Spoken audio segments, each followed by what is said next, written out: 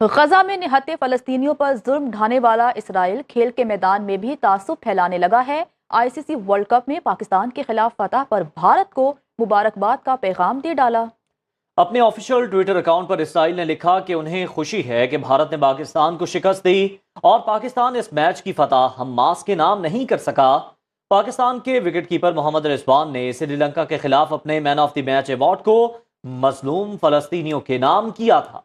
पाकिस्तान और इंडिया का जो कल मैच हुआ उस पे लोग जो क्राउड है उस क्राउड से बड़े नाखुश हैं और क्राउड के लोग जो हैं वो बड़ी बुराइयां कर रहे हैं और इरादे हैं जिसमें हमारी पुख्तगी दिखाई नहीं दे रही है। हम कल भी बात कर रहे थे कि हमारे लिए अब हार्दिक पांड्या बात कर रहे हैं। हाँ। अब पांड्या हमारे लिए बात करेंगे कि आपके तो अंदाज से ही लग रहा था कि आप तो कोई चांस ही नहीं ले रहे हैं। हमें तो फिर भाई ये आज जो भी कुछ हुआ 154 पे 2 खिलाड़ी आउट, फिर 191 पे तमाम तर विकेटें गिर गई। इंटेंट नहीं है, पोटेंशियल नहीं है, स्किल नहीं है।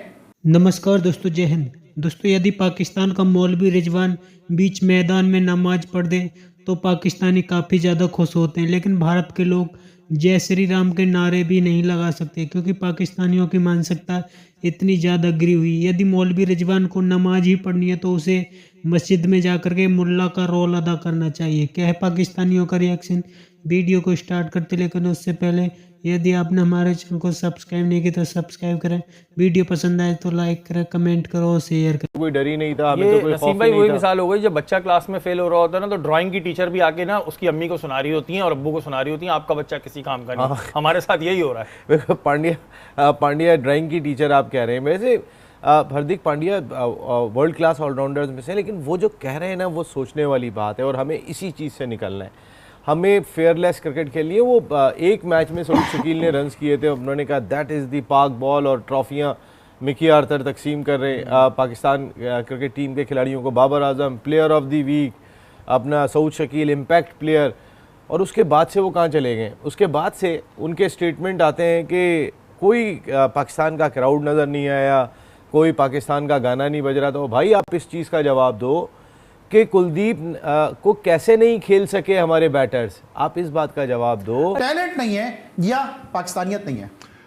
अली पाकिस्तानियत तो है ही नहीं इनमें। ये मफाद परस्त 11 है, दोस्ती यार 11। पाकिस्तान का पूरा मीडिया कह रहा था। बाबर से पूछा गया भैया तू वर्ल्ड कप जा रहा है, तो उसने बोला कि यार मैं इंडिया से खेलने थोड़ी जा रहा हूँ। हाँ मैं ग्राउंड में जवाब दूंगा। अब तुम जवाब देने के काबिल भी नहीं रहे। तुम्हारा वर्ल्ड कप का ड्रीम ओवर हो गया। अब तुम्हारे आगे वाले मैचेस भी मुश्किल हो रहे हैं। अच्छा मैं आपको पिछले कुछ दिनों से जो मैं अली बताने की कोशिश कर रहा था वो ये कर रहा था कि भैया जिन टीम्स के खिलाफ ये खेलते हुए आए हैं इनको बॉलिंग स्ट्रेंथ इनसे कम मिली।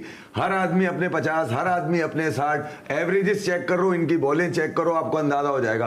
उस वक्त भी मैं चिल्ला रहा था कि भैया ये सरकारी रन्स हैं, ये वो रन्स हैं, टीम में रहने वाले रन्स हैं, ये पाकिस्तान के लिए रन्स नहीं है। जिस दिन पाकिस्तान के लिए रन्स मारने के लिए इनको कहा जाता है तो 2021 में ऑस्ट्रेलिया के खिलाफ नहीं मार पाते रन। ये जहां पर इनको मारने चाहिए थे, जो इनका टॉप ऑर्डर में ओपनर फखर था वो 5वें नंबर पे आ रहा है क्योंकि हफीज उसके ऊपर आ रहा है खेलने के लिए। वो अगर नीचे स्टार्क को ना मारता तो आपके पास लड़ाई के रन भी नहीं थे। जिसका ये कहते हैं कि 5 जीते, 10 विकेटों से इंडिया को हराया। उसके बाद तुम्हें मौका मिल गया एशिया कप में जहां पर शाहिनशाह अफरीदी नहीं था, वहां पर राजा पक्षा नामी आदमी जो श्रीलंका के स्क्वाड में नहीं होता। दोनों मैच तुम्हें इतनी बुरी तरह मार के गया। तुम में गैरत की कमी भी है, तुम में इज्जत की कमी भी है। तुम इतने बेशरम हो चुके हो, इतने गिरे हुए हो कि तुमने कोई बात ही नहीं करी। उसके बाद तुम निकल गए वर्ल्ड कप 2022 के अंदर। ठीक है, ये तो मैंने हल्का बताया। 2022 में नेदरलैंड अगर साउथ अफ्रीका को नहीं मारता तो ये वापसी का सामान लेकर पहुंचे हुए होते। चौड़े इतने गुरूर, इतने प्राउड, इतना करते हैं बगैर परफॉर्मेंस में। हमने तो फाइनल खेला है। अबे फाइनल खेला तो मार देता है इंग्लैंड को, उसी इंग्लैंड से बदला ले लेता है जिसकी कप्तानी में मोइन अली आया था T20 और तुम्हें सुझा के चला गया था। उसके बाद इनको मिल गया फिर श्रीलंका है। श्रीलंका में पहले इंडिया ने मारा 2 दिन तक, दोनों सारे बॉलर्स को मारा, एक बॉलर को मारा। जिनको किसी को टेपिया, कोई बॉल लेके भाग रहा है, कोई जुगाड़ पे खेल रहा है इसलिए कि उसको ये पता नहीं कहां से पकड़ के ले आए थे 16 साल का कच्चा तोड़ के वकार यूनुस। एक तो वकार भाई ये छोटे छोटे बच्चे पकड़ के लाते कहां से? इनकी आंख में वो बच्चे ही क्यों आते? पाकिस्तान का डोमेस्टिक का वो बच्चा क्यों नहीं आता? हारिस रऊफ की जगह जो पिछले 2 साल से डोमेस्टिक खेल रहा है, नसीम की जगह जो पिछले 3 साल से खेल रहा है। भाई ये कौन से बच्चे, किसके बच्चे जो पाकिस्तान के नाम पे लाके तुम खिला देते हो और फिर तुम बोलते हो पाकिस्तान हार गया? नहीं, तुम्हारी नियतें हार गई है, तुम्हारी इंटेंट, तुम्हारी एग्रेशन। आज पाकिस्तान के लिए रन मान लेते, रिजवान चप्पराती फेल, बाबर फेल, बाबा पूरी टीम 36 पर बिखर गई, भेड़ दिया उन्होंने तुम 6 महीने से तुम लोगों ने शोर मचाया हुआ था, ये कर देंगे वो कर दे, घंटा करोगे, आगे आने वाले मैचेस में तुम्हारे लिए मुश्किल लग रहा है। अरे मुझे आने दे मौसम, ये जिल्लत कब तक उठाएगा आदमी इनके नामों पे? ये जो बात कर रहे हैं, किसके बच्चे पाकिस्तान से खेल रहे हैं भाई? इसी बारे में एक निब्राज रमज़ान साहब हैं, ये जर्नलिस्ट हैं, क्रिकेट जर्नलिस्ट हैं, बांग्लादेश से इनका ताल्लुक है या श्रीलंका से, मैं आपको बताता हूँ श्रीलंका से इनका ताल्लुक है। ये कह रहे हैं Ahmedabad with all due respect you were classless, graceless, disrespectful. Pakistan was definitely not expecting the same level of hospitality as people of Hyderabad displayed. Neither was Pakistan expecting a grand welcome from this crowd and support.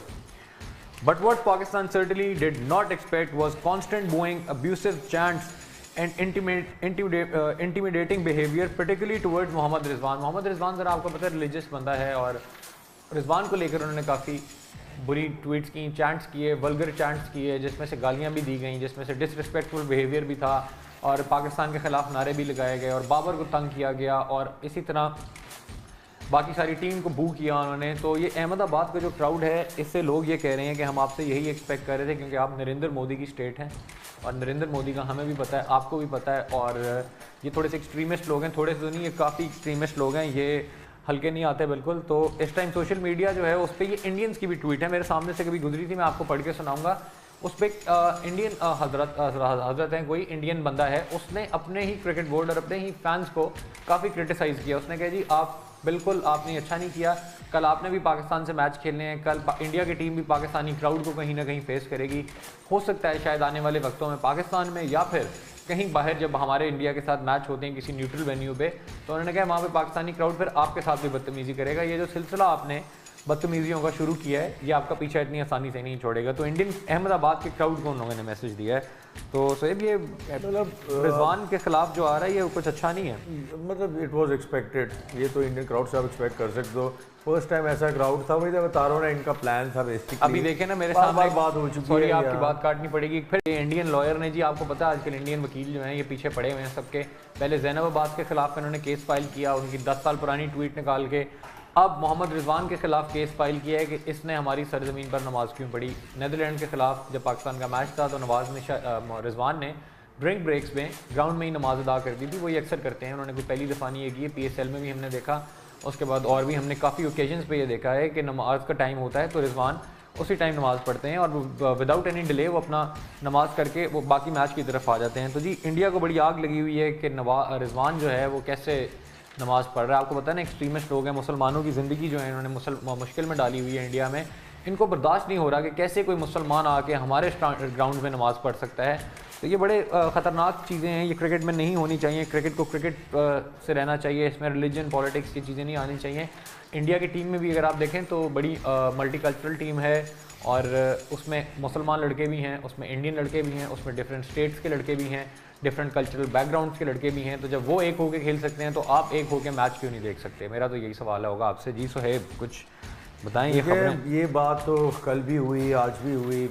Indians are known for this. मुझे नहीं लगता कि इस पे ज़्यादा कुछ होगा कि केस कर दिया, और they are known for that. उन्होंने it was just mentally mind games. मैंने आपको बताया था कि अहमदाबाद में मैच कराओ, इंडियन क्राउड को भेजो, पाकिस्तान को ना अलाउ करो, प्रेशर डालो, ये चीज़ें करो। This is basically they are just trying to show और put pressure on Pakistan team. I don't think so it's going to affect Rizwan जैसा बंदा है, जितना मेंटली स्ट्रॉन्ग आदमी है, आई थिंक जो वो उसको कोई अफेक्ट नहीं करेगा। हाँ India they will do there what they are मतलब नोन फॉर। मुझे लगता है they are known for this और they will do this tactics to just no put pressure on Pakistan. बिल्कुल जी ये करेंगे, पाकिस्तान पे हर किस्म का प्रेशर डालने की कोशिश करेंगे। इनकी कोशिश होगी पाकिस्तान को हम साइकोलॉजिकली ग्राउंड से बाहर इतना वीक कर देंगे, उनसे ग्राउंड में खेला ना जाए। मगर ये कोई एक्सक्यूज़ नहीं होता प्लेयर्स के लिए।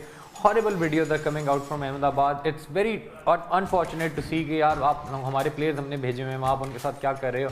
तो मेहमान नवाजी होती है, कोई आप हॉस्पिटैलिटी शो करते हैं अपनी, जैसे हैदराबाद के लोगों ने शो की, जैसे हैदराबाद के होटल स्टाफ ने, आपके एयरपोर्ट ने शो की। टीम हमारी एयरपोर्ट पे लैंड की, तब से लेके होटल तक आपने उनको तारीफ़ें की, उनको सराहा, आपने उनको बड़ा अच्छा वेलकम किया। You welcome them with warm hearts और आपने हमारी टीम को सर आंखों पे उठाया। हैदराबाद में देखने का मज़ा आया हमें। इसी तरह टीम जब ग्राउंड में गई, पाकिस्तान का जो मैच था पहले 2 मैच जो थे हैदराबाद में थे और हैदराबाद के क्राउड ने हमें बड़ा सपोर्ट किया। बाबर आजम जीतेगा भाई जीतेगा, पाकिस्तान जीतेगा के नारे भी लगे। और जैसा कि मैं उस दिन आपको बता रहा था, एक बंदे की मैं वीडियो देख रहा था, उसने कहा पैसा वसूल, पाकिस्तान ने बड़ा अच्छा क्रिकेट खेला। तो जब हैदराबाद का क्राउड खुश हुआ तो अहमदाबाद का लोग जो हैं, या अहमदाबाद के जो क्राउड है, आपको क्या तकलीफ हो गई? फिर अगर हैदराबाद खुश था तो आपका क्या मसला था? आप भी तो ये कर सकते थे। इस टाइम ट्विटर पे आप अगर जाके ऊपर से नीचे तक अपने वॉल पे स्क्रॉल करेंगे तो सिर्फ यही खबरें आपको सुनने को मिलेंगी। तो दोस्तों, इजराइल ने पाकिस्तान को सरेआम नंगा कर दिया है।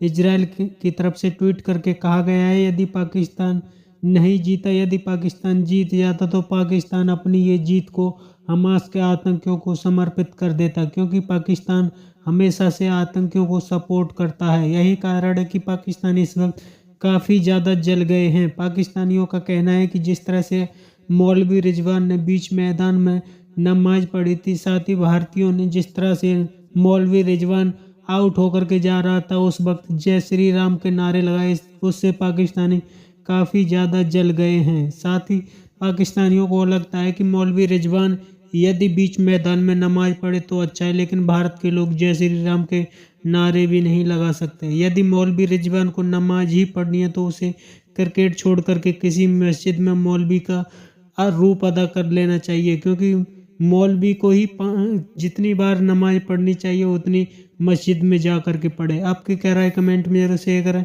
यदि आप चैनल पर नए, चैनल को सब्सक्राइब करें। वीडियो पसंद आए तो लाइक करें, कमेंट करो, शेयर करें। जय हिंद, वंदे मातरम।